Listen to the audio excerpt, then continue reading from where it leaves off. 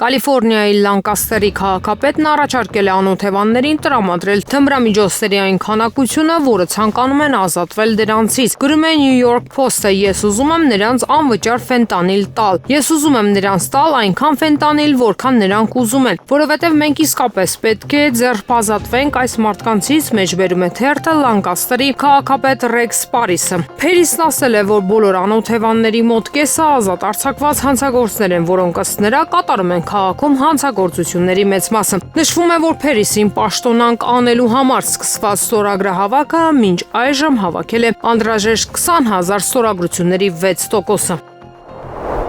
Միացյալ Նահանգները վերջնագիր է ներկայացրել Ուկրաինային կապված հրադադարի ժամկետների եւ հանքային պաշարների վերաբերյալ գործարքի հետ։ Վլադիմիր Զելենսկին պետք է համաձայնի հրադադարի պայմաններին մինչեւ մայիսի 1-ը, հայտարարել է Գերագույն Ռադայի падգամավոր Ալեքսանդր Դուբինսկին, ով նախնական կալանքի տակ է պետական դավաճանության մեղադրանքով։ Երկուշաբթի ավելի վաղ Wall Street Journal-ը հղում անելով աղբյուրներին հայտնել էր, որ ԱՄՆ-ն Կիևին ասել է, որ իրենից զիջումներ է ակնկալում, այդ թվում հրաժարվել ՆԱՏՕ-ին անդամակցելուց ուկրաինական ճգնաժամը լուծելու համար։ Վաշինգտոնը կարող է Ղրիմը ճանաչել որպես ռուսական, ինչպես նաև առաջարկում է Զապորոժիայի ատոմակայանի վերահսկողությունը փոխանցել ԱՄՆ-ին։ Զելենսկիի ժողովրդի ծառա կուսակցության տարածած լուրերի համաձայն Փարիզում Երմակի հանդիպում ամերիկացիների հետ շատ կոշտ ձևաչափով է անցել։ ԱՄՆ դիրքորոշումը հետևյալն է. կամ լսում եք, թե ինչ ենք մենք ասում, կամ հնարավորություն չունեք, ասվում է Դուբինսկիի հայտարարության մեջ։ Նա պնդել է, որ Զելենսկին չի հրավիրվել Փարիզի հանդիպանը, քանի որ նա տհաճ է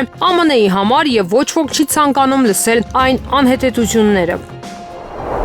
Պետքարտուղարության նախկին աշխատակից Թայսոն Բարքերը կասկածի տակ է դրել, թե արդյոք Ուկրաինան ունի հազվագյուտ հողային մետաղների բավարար պաշարներ։ ԱՄՆ շահերը սպասարկելու համար, այս մասին հայտում է իսպանական El Mundo թերթը։ Բարքերը նշել է, որ Ուկրաինան ունի նավթի, գազի, լիթիումի եւ գրաֆիտի հանքավայրեր, սակայն դրանց ծավալները համաշխարհային մասշտաբով էական չեն։ Տեղեկությունները, որոնց վրա հիմնվում է ԱՄՆ վարչակազմը, հնացած են եւ խոշոր ընկերությունները շահագրգռված չեն նախագծերով կոմերցիոն օգուտների բացակայության պատճառով։ Հրատարակությունը պոտենցիալ գործարքն անվանում է շանտաժ Միացյալ Նահանգների կողմից, ընդգծելով դրա անիրատեսական բնույթը։ Ոչ ոք չգիտի, թե արդյոք Ուկրաինան կունենա բավարար ռեսուրսներ։ Նույնիսկ առկա պաշարները մրցունակ չեն, ասել է Բարքերը։ Քաղաքացիներն 2025-ին եւ 2026-ին իրենց եկամուտների վերաբերյալ հայտարարագրերը պետք է ներկայացնեն մինչեւ նոյեմբերի 1-ը, դրանից հետո մինչեւ հուլիսի 1-ը, իսկ հայտարարագրերը ներկայացնել կարող են մարտի 2-ից սկսած։ Հայաստանի Հանրապետության հարկային օրենսգրքում լրացումներ եւ փոփոխություններ կատարելու մասին օրենքի նախագիծն ազգային ժողովի նիստում ներկայացրեց հեղինակ քաղաքացիական պայմանագիր խմբակցության падգամավոր Բաբկեն Թունյանը։ Մայիսի 1-ը որպես վերջնաժամկետ, որը սահմանված է օրենքով, փոխում ենք այս տարվա եւ հաջորդ տարվա համար սահմանելով նոյեմբերի 1-ը։ Այսինքն այն մարդկանց համար, որոնք հայտարարագիր են ներասում, այս տարի նախորդ տարվա եկամուտների համար հայտարարագրերի ներկայացման վերջնաժամկետը սահմանվում է նոյեմբերի 1-ը։ Նրանց համար, որոնք հայտարարագիր են լրացնելու հաջորդ տարի այս տարվա եկամուտների համար վերջնաժամկետը նույնպես դառնում է նոյեմբերի 1-ը։ Դրանից հետո հայտարարագրերի ներկայացման վերջնաժամկետ է դառնում հուլիսի 1-ը, ասաց Թունյանը։ Ըստ օրենքի մարդիկ կարող են հունվարի 1-ից մինչև մայիսի 1-ը հայտարարագիր լրացնել ցանկացած օր։ Ներկայացված օրենքի նախագծով հայտարարագրերի ներկայացման ժամկետի սկիզբը լինելու է մարտի 2-ը։ Падգամավորի խոսքով մոտ 35,000 մարդ է այս պայդրությամբ հայտարարագիր ներկայացրել։ ԱՄՆ տիեզերական ուժերն իրենց նորացված ռազմավարության մեջ պետության ռազմական հզորության հիմք են համարել տիեզերքում գերազանցությունը։ Այս մասին հայտնել է Breaking Devons պարբերականը։ Ներկայացված փաստաթղթում ասվում է, որ տիեզերական գերակայությունը թույլ է տալիս բոլոր ոլորտներում ռազմական ուժերին գործել ցանկացած պահի եւ ցանկացած վայրում իրենց ընկերությամբ առանց տիեզերքի արգելող միջամտության կամ հակատիեզերական սպառնալիքների, ինչպես նաեւ հակառակորդին զրկելով նույնը անելու հնարավորությունից։ Ըստ փաստաթղթի ԱՄՆ-ն պետք է տիեզերքում գերակայություն հաստատի, որպես պատերազմում հաղթելու նախապայման, ասվում է հրապարակման մեջ։ Ամերիկյան կողմի հարձակողական գործողությունները կարող են ներառել մասնավորապես ուղեծրային հարված եւ տիեզերական բազայից կրակ ցամաքային թիրախների ուղղությամբ։ Եվրամիության վերազինման ծրագիրը, որը ենթադրում է 800 միլիարդ եվրոյի ներդրում, կհանգեցնի միավորման փլուզմանը։ Այս մասին El País թերթի հետ զրույցում հայտարարել է Իտալիայի նախկին վարչապետ Ջուզեպպե Կոնտեն։ Քաղաքական գործիչը բացասական է գնահատել պատրաստակամություն 2030 պաշտպանական նոր ռազմավարությունը։ Նա նշել է, որ ուժեղացված սպառազինությունը միայն անվտանգության պատրանք կստեղծի։ Ես կարծում եմ, որ մեր քաղաքացիների համար բարգավաճման լավագույն երաշխիքը երկխոսությունն է, որը չեն կարող վստահել միայն Թրամփին, եզրափակել է Կոնտեն։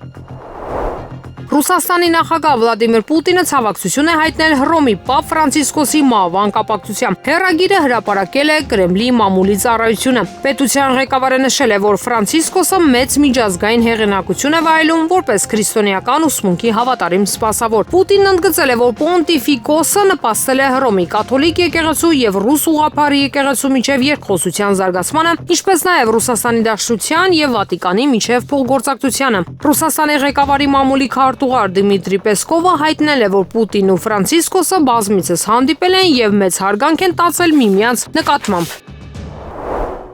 Կոնդ թաղամասի վերակառուցման հայեցակարգի մրցույթի երկրորդ փուլում որևէ մեկը հաղթող չի ճանաչվել։ Այս մասին այսօր ապրիլի 21-ին քաղաքապետարանի հերթական գործակարգավարական խորհրդակցության ժամանակ հայտնեց Երևանի քաղաքապետի խորհրդական Սոնա Թևանյանը։ Նա նշեց, որ մրցույթը կազմակերպել եւ իրականացրել է քաղաքաշինության կոմիտեն, չի արձանագրվել մի հայեցակարգ, որ ամբողջությամբ բավարարում է հանձնաժողովի ներկայացրած պահանջներին, ասաց Թևանյանը եւ հավելեց, որ շարունակվում է աշխատանքները նոր կոնցեպտով մրցույթ անցկացնելու համար։ Ավինյանն էլ ասաց, թե գործընթացը մեկնարկել է 4 տարի առաջ, երբ ինքը փոխվարչապետ էր եւ ակնկալում էին, որ 1 տարում կավարտվեն մրցույթի աշխատանքները, բայց 4 տարվա ընթացքում որևէ մեկը չի հաղթել։ Նա հորդորեց շարունակել աշխատանքները։ Բաքվում ընթացող դատավարությունը լուսաբանելը կոնկրետ սոուսով լուսաբանելը կարծում եմ այդքան էլ Հայաստանի քաղաքական օրակարգերի շարից բխող մի բան չի։ Այս մասին այսօր ապրիլի 21-ին ազգային ժողովում լրագրողների հետ զրույցում նշեց ազգային ժողովի ԿՊ խմբակցության падգամավոր Վահագն Ալեքսանյանը, անդրադառնալով նրան, որ հանրային հեռուստաընկերությունը որևէ կերպ դա չի լուսաբանում։ Իմ ընկալմամբ դա ավելի շատ Ադրբեջանի քաղաքական օրակարգերից բխող մի բան է, որովհետև դուք լուսաբանում եք մի բան, որը կոնկրետ ժամանակահատվածով, կոնկրետ ձևաչափով, կոնկրետ կադրերով, լավ մտածված, լավ մշակված կոնկրետ բառերի ընտրությամբ եթեր է տվել Ադրբեջանը, ասաց նա։ Հարցին այսինքն չպետք է դա լուսաբանել, Ալեքսանյանը պատասխանեց. Ես առաջարկում եմ դա ճիշտ լուսաբանել։ Թայլանդում ավտոբուսի վթարի հետևանքով առնվազն 7 մարդ է զոհվել, այս մասին հայտնում է Նեյյունան։ Հրատարակության տվյալներով ավտոբուսը Թայլանդի ծոցի արևելյան ափին գտնվող Ռայգոն քաղաքից ուղևորվում էր թագավորության հյուսիսարևելքում գտնվող Նոնգխայ քաղաք։ Վարելու ընթացքում ավտոմեքենան բախվել է բեռնատարին, ինչից հետո ավտոբուսի ներսում հրդեհ է բռնկվել։ Տուժածների թիվը հասել է 53-ի, իրավապահ մարմինների աշխատակիցները միջադեպի հետաքննություն են սկսել։ Ըստ նախնական տեղեկությունների, խափանվել են ավտոբուսի արգելակները։ Թուրքիայի նկատմամբ ԱՄՆ-ի ցածր մաքսատուրքերը երկրին մանևրելու հնարավորություն կտան, սակայն դրա ազդեցությունը աննշան կլինի։ Այս մասին հայտնել է թուրքական Վաթան կուսակցության փոխնախագահ Հաքան Թոփքուրուլուն։ Նա ընդգծել է, որ ԱՄՆ-ի տարեկան ներմուծումը կազմում է $3 տրիլիոն, մինչդեռ Թուրքիայից ներմուծումը 2024 թվականին կկազմի $16 միլիարդ։ Քաղաքական գործչի խոսքով Վաշինգտոնի եւ Անկարայի միջև առևտուրը հավասարակշռված է։ Մարտի 15-ին Պենտագոնի քարտուղար Փիթ Հեգետսը Signal Messenger-ում մասնավոր չաթի միջոցով կիսվել է Եմենում ԱՄՆ ռազմական գործողության վերաբերյալ գաղտնի տեղեկություններով։ Այս մասին հայտնում է New York Times-ը։ Հրատարակության համաձայն Հեգետսը չաթի մասնակիցներին ուղարկել է Եմենի հութիների դիրքերին հարվածներ հասցրած կործանիչների թռիչքների ժամանակացույցը։ Պաշտպանություն թիմային հանդիպում չաթին, որն անցկացվել է Պենտագոնի ղեկավարի անձնական հեռախոսից, մասնակցել է մոտ 10 մարդ, այդ թվում նրա կինը, եղբայրը, փաստաբանը եւ 2 նախկին պաշտոնյաներ։ Չաթում քննարկումները վերաբերել են կազմակերպչական խնդիրներին, սակայն տվյալների արտահոսքը սկանդալ է առաջացրել, նշում է հրատարակությունը։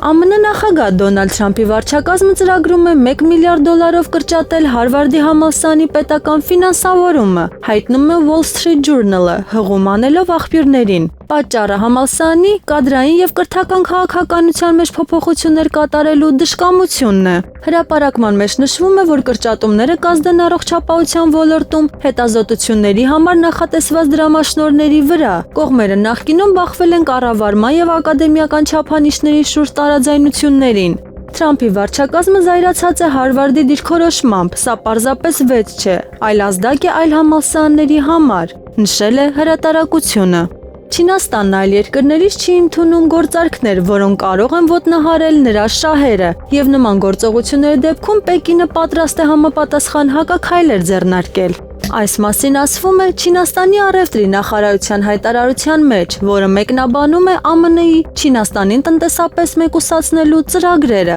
Չինաստանը հարգում է ԱՄՆ-ի հետ առևտրատնտեսական վեճերը հավասար խորհրդակցությունների միջոցով լուծելու բոլոր կողմերի ձգտումները, ասվում է նախարարության կայքում տեղադրված հաղորդագրության մեջ։ Փաստաթղթում ընդգծվում է, որ բոլոր կողմերը պետք է արդար գործեն փոխադարձ սակագների հարցում եւ պաշտպանել միջազգային առևտրատնտեսական նորմերը եւ բազմակողմ առևտրային համակարգը։ Ազգային ժողովն առաջին ընթերցմամբ ընդունեց հայտարարագրման ժամկետը մինչև նոյեմբերի 1-ը երկարաձգելու օրենքի նախագիծը։ Կողմ քվեարկեցին 63 падգամավոր, 13-ը ձեռնպային։ Հիշեցնենք, որ Հայաստանի Հանրապետության հարկային օրենսգրքում լրացումներ եւ փոփոխություններ կատարելու մասին օրենքի նախագիծը ազգային ժողովի նիստում ներկայացրեց հեղինակ քաղաքացիական պայմանագիր խմբակցության падգամավոր Բաբկեն Թունյանը։ Մայիսի 1-ը որպես վերջնաժամկետ, որը սահմանված է օրենքով, փոխում ենք այս տարվա եւ հաջորդ տարվա համար սահմանելով նոյեմբերի 1-ը։ Այսինքն այն մարդկանց համար, որոնք հայտարարագիր են լրացում, այս տարի նախորդ տարվա եկամուտների համար հայտարարագրերի ներկայացման վերջնաժամկետը սահմանվում է նոյեմբերի 1-ը։ Նրանց համար, որոնք հայտարարագիր են լրացնելու հաջորդ տարի այս տարվա եկամուտների համար վերջնաժամկետը նույնպես դառնում է նոյեմբերի 1-ը։ Դրանից հետո հայտարարագրերի ներկայացման վերջնաժամկետ է դառնում հուլիսի 1-ը, ասաց Թունյանը։ Ըստ օրենքի մարդիկ կարող են հունվարի 1-ից մինչև մայիսի 1-ը հայտարարագիր լրացնել ցանկացած օր։ Ներկայացված օրենքի նախագծով հայտարարագրերի ներկայացման ժամկետի սկիզբը լինելու է մարտի 2-ը։ Պատգամավորի խոսքով մոտ 35,000 մարդ է այս պահի դրությամբ հայտարարագիր ներկայացրել։ Տատս ասում էր, կկվի բնիլշան հոտ է գալիս, ասում է փուվ, էս որտեղից է էս հոտը։ Այս մասին իր էջում գրել է վարչապետի աշխատակազմի ղեկավար Արայիկ Հարությունյանը։ Նա մասնավորապես նշել է անցած շաբաթ գյումրեցի Վարդան Ղուկասյանը փորձել է ԿՊ-ին մեղադրել, թե իբր կառավարող կուսակցությունը կեղծել է ընտրությունները, այս կոմունիստ հոգևորական գողական գործիչը կարծես շփոթել է իր բեսպրեդելի ժամանակներն այլևս անշրջելի ժողովրդավարության մեր իրականության հետ։ Ու հիմա նա ստիպված իր խոսքերի ապացույցը պետք է ներկայացնի։ Այլապես հայտնի է, թե ինչպես են կոչվում իր սիրած աշխարհում այն մարդիկ, որոնք ասում են ու չեն ապացուցում իրենց խոսքերը։ Մի բան էլ, երբ ԿՊ-ի հավաքած թվերի մասին է խոսում, մեկը չկա, ասի Գյումրիում 82 տեղամաս կա, ԿՊ-ն հաղթել է 70 տեղամասում, դու 7-ում, ԿՊ-ն 85% տեղամասերում, ու դու 8.5%-ում։ Խորհուրդ կտամ այս թվերը կպցնի այն անճաշակ գույներով կաբինետում, որ ամեն օր հիշի, թե ինչ քաղաքապետ է նա։ Մերձավոր Արևելքի հարցերով ԱՄՆ նախագահի հատուկ բանագնաց Սթիվեն Ուիթքոֆը կարող է այցելել Ռուսաստան ԱՄՆ-ի, Ուկրաինայի եւ ԵՄ ներկայացուցիչների հանդիպումից հետո, որը նախատեսված է այս շաբաթավերջին Լոնդոնում։ Այս մասին հայտնում է Wall Street Journal-ը, վկայակոչելով արևմտյան պաշտոնյաներին։ Բանակցությունները Լոնդոնում նախատեսված են շաբաթվա վերջին։ Դրանից հետո Ուիթքոֆը պետքարտուղար Մարկո Ռուբիոն եւ Ուկրաինայի հարցով հատուկ բանագնաց Քիթ Քելոգը կարող են պայմանավորվել հաջորդ քայլերի շուրջ։ Ապրիլի 17-ին Փարիզում կայացած հանդիպման ժամանակ ԱՄՆ-ն Ուկրաինային է փոխանցել գաղտնի փաստաթուղթ, որը քննարկվել է նաև եվրոպացի ներկայացուցիչների հետ։ Այժմ Վաշինգտոնը պատասխան է սպասում Կիևից։ Սա վերջնագիր չէ, այլ քննարկման տարբերակներ, մենք սպասում ենք արձագանքների, ասել է պետդեպարտամենտի ներկայացուցիչը։ ԱՄՆ փոխնախագահ Վենսը ժամանել է Հնդկաստան հանդիպելու վարչապետ Նարենդրա Մոդիի հետ եւ քննարկելու երկկողմ առևտուրը, մաքսատուրքերը, պաշտպանական համագործակցությունը եւ աշխարհաքաղաքական հարցերը։ Այս այցը երկու կողմերին հնարավորություն կտա վերանայելու երկկողմ հարաբերություններում առաջընթացը եւ 2025 թվականի փետրվարի 13-ին ԱՄՆ վարչապետի այցի ընթացքում հրապարակված Հնդկաստան-ԱՄՆ համատեղ հայտարարության կատարումը։ ակնկալվում է, որ բանակցությունների հիմնական թեմաներից է լինելու երկկողմ առևտրային գործարքը, որը Վաշինգտոնն ու Նյու Դելին շաբաթներ շարունակ քննարկում էին Հնդկաստանի վրա ԱՄՆ-ի 26% մաքսատուրքերի ազդեցությունը մեղմելու համար։ ԱՄՆ-ն Հնդկաստանի խոշորագույն առևտրային գործընկերն է, երկկողմ առևտուրը 2024 թվականին հասել է $129 միլիարդ, 45.7 միլիարդ դոլարի ավելցուկ հօգուտ Հնդկաստանի։ Թուրքիայի խորհրդարանի պատվիրակությունը ժամանել է Մոսկվա, որտեղ բանակցություններ կվարեն երկկողմ ու տարածաշրջանային հարցերի շուրջ։ Թուրքիայի ազգային մեծ ժողովի արտաքին հարաբերությունների հանձնաժողովը պաշտոնական շփումների համար ժամանել է Մոսկվա։ Հուսով եմ, որ հանդիպումները, որոնք մենք անցկացնենք մեր երկկողմ հարաբերություններն ավելի ամրապնդելու, տարածաշրջանային եւ գլոբալ զարգացումների վերաբերյալ կարծիքների փոխանակման համար արդյունավետ կլինեն, ասել է պատվիրակության նախագահ խորհրդարանի արտաքին հարաբերությունների հանձնաժողովի ղեկավար Ֆուադ Օքթայը։ Չինացի զինվորականները վիճելի Հուանգյան կղզու մոտակայքում ջրերից դուրս են մղել ֆիլիպինյան պարեկային նավը, ասել է ժողովրդագրական բանակի հարավային գոտու մարտական հրամանատարության խոսնակ Չժաո Չիվեյը։ Ապրիլի 20-ին ֆիլիպինյան համար 36 պարեկային նավը առաջ Չինաստանի կառավարության թույլտվության ապօրինի մտել է Չինաստանի տարածքային ջրեր Հուանգյան կղզու մոտ։ Ժողովրդագրական բանակի հարավային գոտու ռազմածովային ուժերի մարտական հրամանատարությունը զորքեր է տեղակայել հետևելու, վերահսկելու, նախազգուշացնելու եւ արտաքսելու համար, ասել է Չիվեյը հրամանատարության WeChat ակաունթում հրապարակված հայտարարության մեջ։ Հայտարարության մեջ նշվում է նաև, որ Չինաստանը զգուշացնում է ֆիլիպինյան կողմին, որ պետք է անհապաղ դադարեցնի սադրանքները, որոնք ոտնահարում են նրա իրավունքները։ Հակառակ դեպքում ֆիլիպինյան կողմը կկրի հետևանքների ողջ պատասխանատվությունը։ Տասնամյակներ շարունակ Չինաստանը վիճում է Ասիա-Խաղաղօվկիանոսյան տարածաշրջանի մի քանի երկրների հետ հարավչինական ծովի մի շարք կղզիների տարածքային սեփականության շուրջ, որտեղ հայտնաբերել են ածխաջրածինների զգալի պաշարներ։ Տարածաշրջանում իրավիճակը հաճախ բարդանում է ամերիկյան նավերի անցմամբ, որոնք ըստ Չինաստանի ԱԳՆ-ի խախտում են միջազգային իրավունքը եւ խաթարում ինքնիշխանությունն ու անվտանգությունը։ Սալվադորի նախագահ Նայիբ Բուկելեն Վենեսուելայի առաջնորդ Նիկոլաս Մադուրոին առաջարկել է մարդասիրական գործարք, որով Սալվադորը Կարակասին կհանձնի ահաբեկիչների կալանավայրում պահվող բոլոր վենեսուելացիներին, Բոլիվարական հանրապետության նմանատիպ թվով բանտարկյալների եւ ընդդիմության անդամներին ազատելու եւ երկրից հեռանալու դիմաց։ Ուզում եմ առաջարկել մարդասիրական համաձայնագիր, որը կներառի 252 արտաքսված վենեսուելացիների 100%-ի հայրենադարձությունը, ձեր պահած հազարավոր քաղբանտարկյալներից նույն թվով ազատ արձակելու եւ հանձնելու դիմաց, հայտնել է Բուկելեն։ Սալվադորի ղեկավարը հավաստիացրել է, որ ԱՄՆ-ի հետ համաձայնագրով իր երկրում պահվող բոլոր վենեսուելացիները կալանավորվել են ավազակների դեմ գործողությունների շրջանակում։ Նրանց հայրենադարձության դիմաց Բուկելեն Մադուրոին առաջարկել է ընդդիմադիր գործիչների ցուցակ, ներառյալ նրանց, ովքեր անցյալ տարվանից թաքնվում են Կարակասում Արգենտինայի դեսպանատանը։ Իսկ այժմ եղանակի մասին եղանակի տաքացումը կշարունակվի, բայց ապրիլի 20-ից օրվա ընթացքում մի պահ գարնանային կարճատև անձրևներ կլինեն։ Երևանում ապրիլի 19-ին սպասվում է առանց տեղումների եղանակ, ապրիլի 20-ին 23-ին օրվա ընթացքում սպասվում է կարճատև անձրև եւ ամպրոպ։ Մարզերում ապրիլի 19-ին սպասվում է առանց տեղումների եղանակ, ապրիլի 20-ին 23-ին առանձին շրջաններում սպասվում է կարճատև անձրև եւ ամպրոպ։ Քամին արևմտյան հատվածում 2-ից 5 մետր/վայրկյան Ապրիլի 21-ին 23-ին առանձին վայրերում սպասվում է քամուշ գնացում 14-ից 17 մետր/վայրկյան արագությամբ։